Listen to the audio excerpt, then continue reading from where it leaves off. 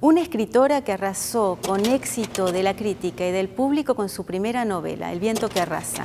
Continuó con Ladrilleros. Una chica de provincia que viajó desde Entre Ríos a Buenos Aires y a través de la literatura llegó a la militancia contra la violencia de género. Estamos con Selva Almada.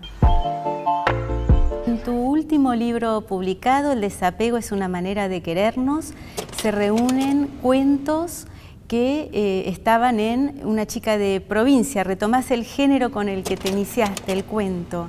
Ese libro, Una chica de provincia, lo publicaste en 2007, 7 años después de venir a vivir a Buenos Aires desde Entre Ríos. Una vez contaste que tu maestro, Alberto Laiseca, dijo que además de escribir mucho y de leer mucho, un escritor tiene que vivir mucho. Yo creo que estos cuentos muestran la potencia que tiene la experiencia cuando logra traducirse en literatura de la manera en que lo hace en tus cuentos. Y eso se da cuando hay un oído atento a captar los matices de la vida de provincia. Una vida donde pasan muchas cosas, ¿no?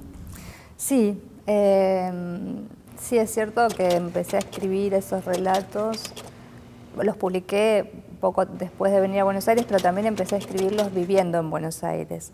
Me pasó una cosa curiosa, o quizá no tan curiosa, no sé qué experiencia tienen otros escritores de provincia mudados a Buenos Aires, pero cuando yo vivía en Paraná, que los últimos 10 años viví en Paraná, yo soy de Villa Elisa, que es un pueblo chiquito del interior de Entre Ríos, pero bueno, cuando empecé a escribir viviendo en Paraná, escribía una literatura más urbana, más pensando en lugares que eran no lugares.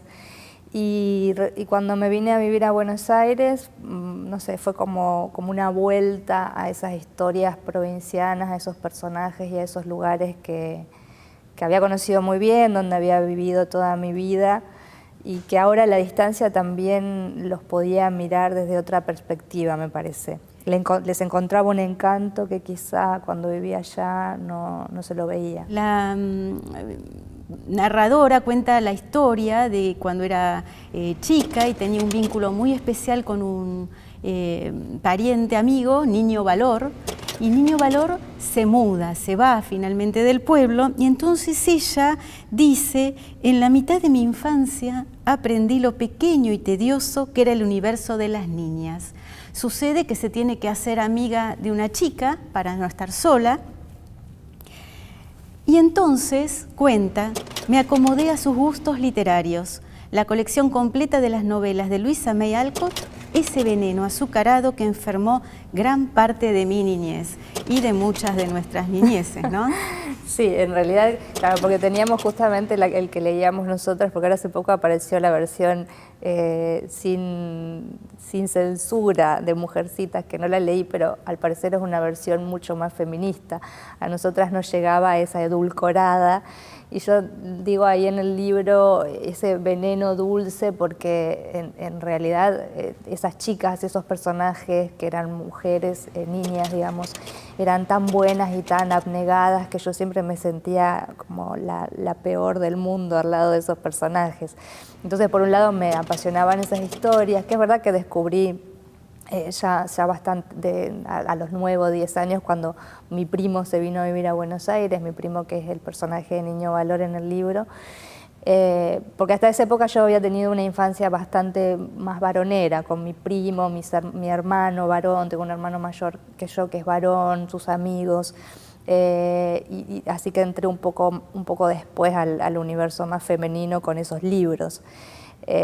Pero bueno, esto veneno azucarado digo, porque por un lado me amargaban un poco la existencia, porque esas chicas eran demasiado buenas y yo nunca iba a estar a la altura, y por otro lado me devoraba toda la saga de Louisa Alcott. Me encantaba en el fondo también. Hay una historia, La muerta en su cama, donde retomás una historia real, el asesinato de una chica en su casa mientras dormía en el pueblo de San José, un pueblo muy cercano a Villa Elisa, tu pueblo, y esta historia, este crimen terminó sin resolverse. Vos en 2005 lo incluís en tu libro, Una chica de provincia, y lo retomás en 2010, pero para trabajarlo no ya desde la ficción, sino desde la crónica en el libro Chicas Muertas. Sí, sí, ese relato, o sea, cuando yo escribí Una chica de provincia, pensé en articularlo en 3 partes, y Chicas Lindas justo es como, no es la adolescencia, sino como ese pasaje, ¿no?, entre la niñez y la adolescencia, como esos primeros 2 o 3 años antes de ser adolescente, ¿no? Y un poco en ese filo es donde ocurre el asesinato de Andrea, que a mí y a todas las chicas de mi generación nos marcó muchísimo, porque bueno, era una chica apenas más grande que nosotras, y por algo que después, yo pensándolo, por supuesto, mucho tiempo después, y cuando empiezo a hacer la investigación para Chicas Muertas, me doy cuenta que lo que además nos había impactado, más allá de que era una mujer joven y que podíamos ser una de nosotras, es que su asesinato, su muerte, había ocurrido adentro de su casa, ¿no? Y un poco lo que nos decían y nos repetían hasta el hartazgo nuestros padres, nuestros maestros, era que el único lugar donde una mujer estaba segura era su casa. Esto de, bueno, no andes por la calle, no subas a autos de extraños, no andes por lugares desolados. Y esto venía un poco a echar por tierra ese mito de que el peligro estaba afuera, el peligro también podía estar adentro. Y eso venía a decir una verdad aún más espantosa, que era que no estábamos seguras en ninguna parte. El viento que arrasa es una novela en la que están estos 2 hombres, el mecánico que vive con Tapioca, que es un muchacho que escasamente fue escolarizado, y llegan allí el reverendo Pearson con su hija Lenny. Los problemas arrasan cuando el reverendo siente que Tapioca podría ser su sucesor y se lo quiere llevar de allí. Entonces se entabla una especie de duelo entre los 2 padres, ¿no?, que es un duelo que comienza siendo verbal y después pasa incluso a lo físico. Son 2 cosmovisiones diferentes. Sí, en realidad son dos cosmovisiones diferentes, pero en el fondo el reverendo y el mecánico se parecen mucho, porque son 2 hombres de fe. El asunto es que el Pearson tiene fe en Dios, fe en la religión evangelista en este caso, y Brouwer, que es el mecánico, tiene fe en la naturaleza. Entonces ahí viene un poco el conflicto entre ellos, y por supuesto cuando el reverendo decide llevarse a Tapioca, que es el hijo de Brouwer. Pero yo creo que son personajes que funcionan como espejos, porque en el fondo los 2 son muy parecidos, los 2 son hombres muy creyentes, aunque cada uno cree en una cosa aparentemente opuesta, ¿no? Y tal vez es el humanismo el que los reúne a los 2, ¿no? Hay un capítulo donde se relata cómo un perro, Bayo, percibe que se va a desencadenar una tormenta, ¿no? Y el perro finalmente emite un aullido, y ese aullido tiene como eco el zapucay de Brouwer, del mecánico.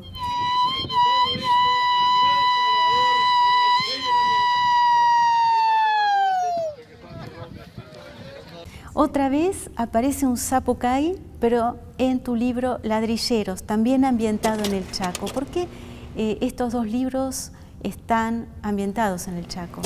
Bueno, es una región que yo conozco bastante, además de Entre Ríos, porque mi pareja es de allí y hace muchos años que estamos juntos, y hace mucho que voy. Y yo recuerdo un poco el impacto que a mí me causaba el paisaje tan diferente al paisaje entrerriano. Esto estamos en el sur de Chaco, o sea, en la frontera con Santa Fe, que es una zona muy árida, muy seca, muy de árboles muy feos, donde todo parece abandonado de la mano de Dios, como dicen en una de las novelas. Y donde eso hasta parecería que se transmite al carácter de la gente. Y eso me impactaba mucho las primeras veces que iba, como yo venía de esta especie de vergel de paraíso en la tierra que es Entre Ríos. que es un sitio muy lindo, con, bueno, como su nombre lo dice, con mucha agua, con pájaros, árboles y demás, pero todo muy amable y como el contraste con este paisaje me interesaba para trabajarlo desde la escritura, ¿no? Y en Ladrilleros justamente se trata de vínculos donde otra vez son los hombres los que de alguna manera protagonizan una historia de odio, pero también de amor, una historia donde se pone en cuestión los naturalizados atributos de lo femenino y de lo masculino. Sí, sí. Otra vez un mundo de hombres que no deja de hablar de las mujeres, ¿no? Otra vez un mundo de hombres que no deja de hablar de las mujeres, ¿no? Porque también me parece que funciona, hay dos personajes femeninos en Ladrilleros, que son las madres de los chicos, allá donde en El viento que arrasa las madres estaban ausentes, acá están muy presentes y de hecho los que desaparecen son los padres. Pero sí, toda la historia está llevada adelante por hombres, por los dos muchachos que son protagonistas, por sus padres, por sus amigos. Y era, más allá de que es una novela donde hay una historia de amor entre dos chicos varones, me parece que, o lo que yo quería escribir era como una especie de historia total del amor entre varones, ¿no? Y me parece que eso está el amor entre los amigos, el amor entre el padre y el hijo, y bueno, por supuesto el amor en un sentido más erótico, pero quería un poco apuntar a esos vínculos que también son muy ríspidos en el interior y donde ser homosexual está muy mal visto, sobre todo en las clases, o no sé si sobre todo, pero digo, bueno, justo en este ambiente que yo decido contar, que es el ambiente de los ladrilleros, donde hay mucha hombría, donde todo eso se tiene que poner en juego todo el tiempo, donde también los varones están obligados a cumplir roles, digo, así como las mujeres estamos obligadas a acatar determinados roles que vienen impuestos por el machismo, también los varones son víctimas de eso.